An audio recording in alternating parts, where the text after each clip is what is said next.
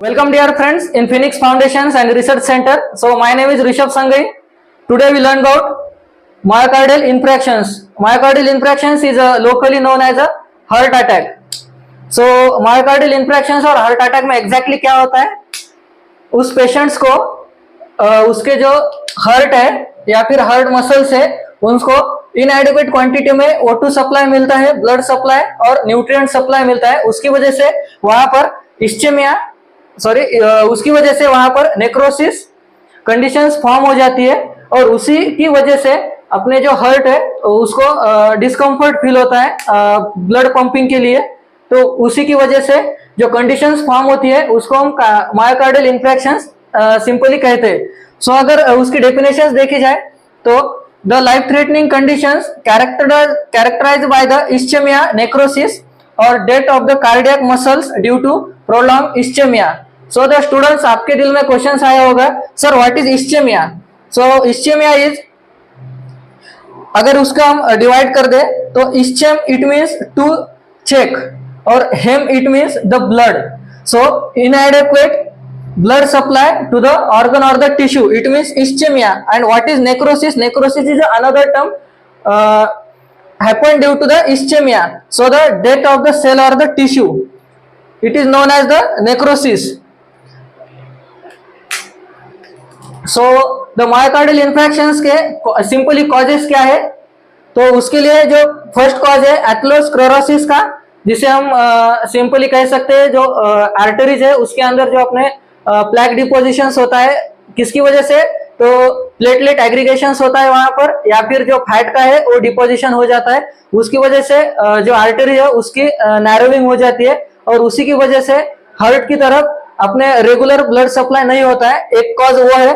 और अगर दूसरा कॉज देखा जाए तो कार्डियोवास्कुलर डिसीजेस, उसमें आ जाते हैं coronary artery diseases, ischaemic heart diseases जो अभी बताया, blockage of the coronary arteries, rupturing of the coronary arteries, और another है embolism. So what is embolism? Embolism is term defined as small air bubble found in the artery of the coronary artery में जो small air bubble found होता है उसको हम embolism कहते हैं.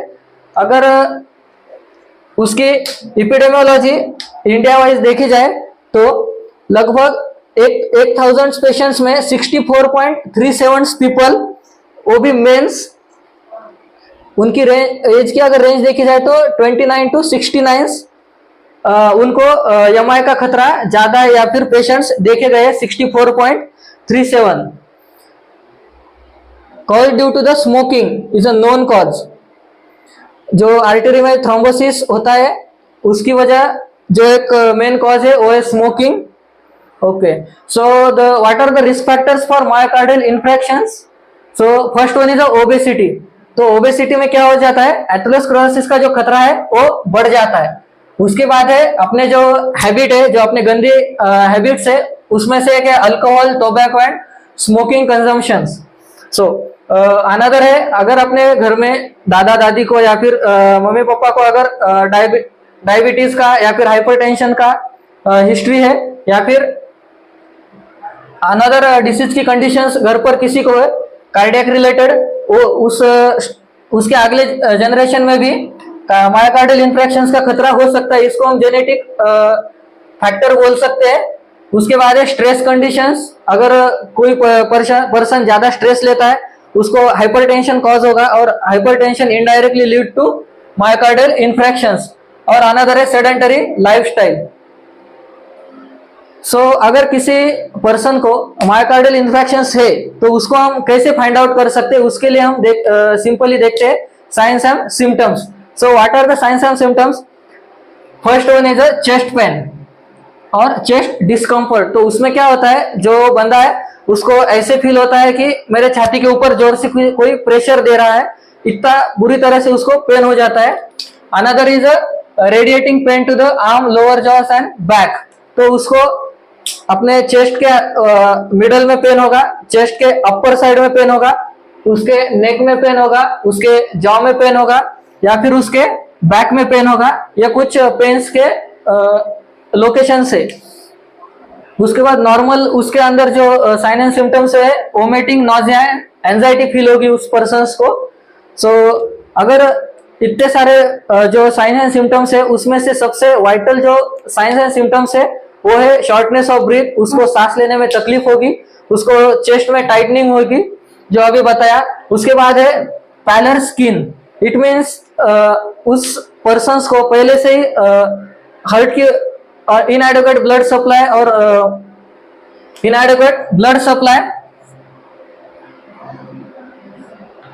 और O2 सप्लाई है, इसी उसी की वजह से उसको जो बॉडी ऑर्गन है या फिर जो स्किन है उसका कलर हल्का सा येलोविश हो जाएगा, उसको हम पेलर स्किन बोलते हैं। उसके बाद है diaphoresis condition, it means at a normal temperature patients feel sweating more than normal peoples.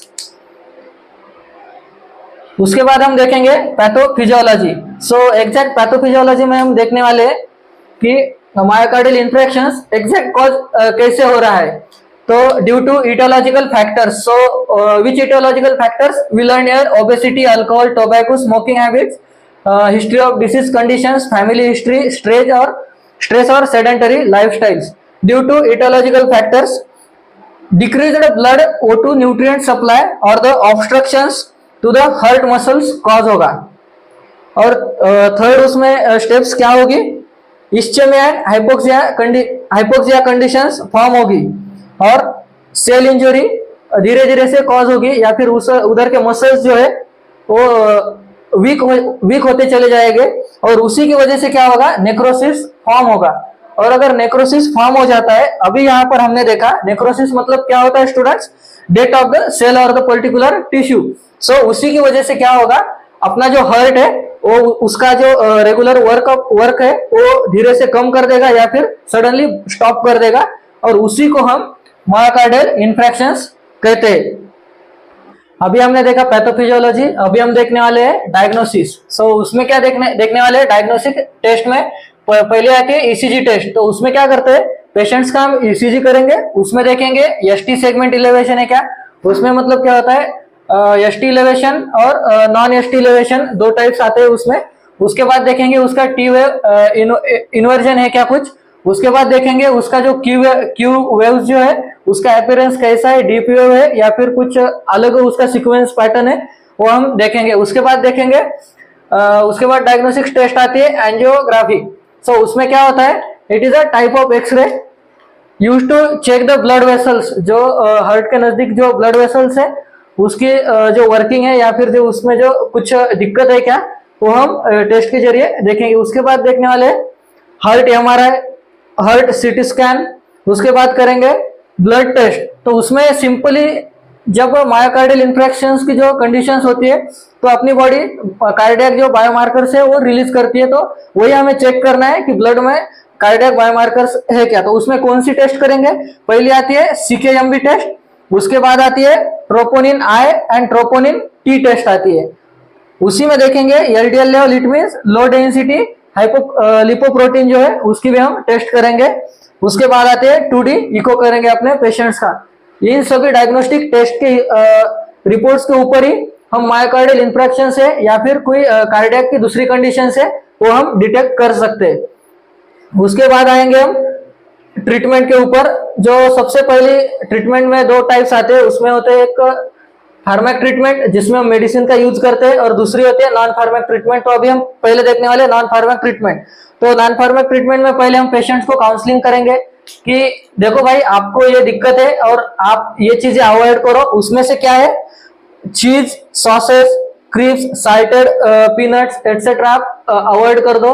उसके बाद हम कहेंगे कि आप अपना जो बॉडी वेट है वो हेल्दी मेंटेन रख दो। उसमें इट मींस जो बॉडी वेट का जो बीएमआई रेट है वो फॉलो करते रहिए, वेट रिडक्शंस करो। उसके बाद बोलेंगे कि आपकी जो हैबिट जो है उसमें से अल्कोहल, टोबैको या फिर जो सिगरेट्स की हैबिट्स है उनको काउंसिल करके उसको हम बंद कर देंगे। उसके बाद आता है जो डाइट है पेशेंट्स का वो हेल्दी रहना चाहिए। उसके बाद करेंगे जो पेशेंट्स का जो ब्लड प्रेशर है या फिर जो हाइपरटेंशन जो है उसको हम हाउ टू मेंटेन, वो भी पेशेंट्स को काउंसिल करेंगे। और जनरली थोड़ा फार वॉकिंग करके या फिर माइनर एक्सरसाइज करके उनका हम बीपी कंट्रोल करेंगे।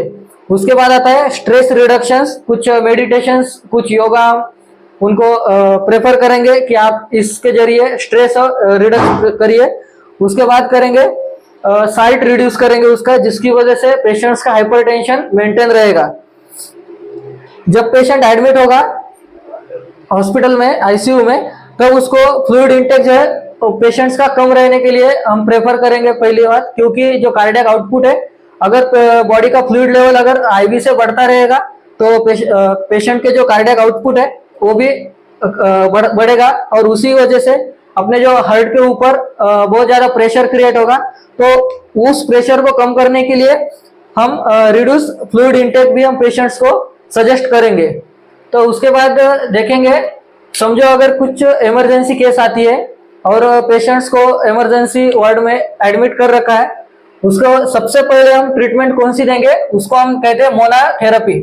सो मोनाथेरेपी इट मीन्स क्या रहता है, मॉर्फिन सल्फेट का हम यूज करेंगे पहले।